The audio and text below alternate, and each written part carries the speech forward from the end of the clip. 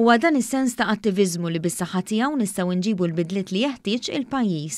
Dan kien il-messaġġ tal-Prim Ministru mexxej Laburista Roberta Bela waqt it-tieni workshop organizzat mill-Partit Laburista bit-tema Il-komunitajiet li rridu ngħixu fihom. Workshop ieħor imtella bħala parti mis-sensiela ta' attivitajiet imħejja fl-isfond tal-Konferenza Ġenerali tal-Partit Laburista.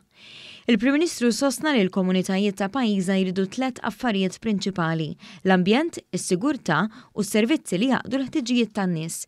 Dwar l-ambjent, Dr. Bela refera l-proposti fil-Manifest Elettorali Malta flimkien illi se jwasslu għal aktar spazji miftuħa u aċċessibbli għal kulħadd.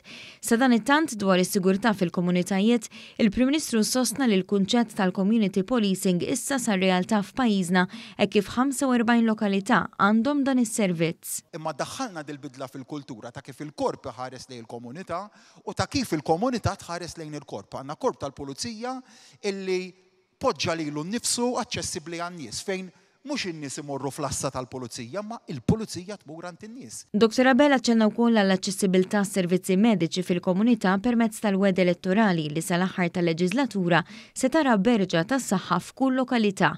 Il-Prim Ministru rimarka l-importanza li l-anzjani jibqgħu jgħixu fil-komunità. Bit-tisħiħ ta' Day Community Centers inkunu qed nagħtu għodda ġdida biex iżjed anzjani jistgħu jgħixu fil-komunità tagħhom. Insemmi wkoll is-servizz ta' Silver Tea illi bis-saħħa tiegħu mill-naħa tal-Ministeru responsabbli għall-anzjanità qegħdin nagħtu aċċess lill-anzjani għas-servizzi li jkun meħtieġ għalihom li wasluhom fil-qagħdi tagħhom ta' kuljum b'hekk qed niffaċilitaw biex aktar anzjani jkunu jistgħu jibqgħu jgħixu fil-komunità.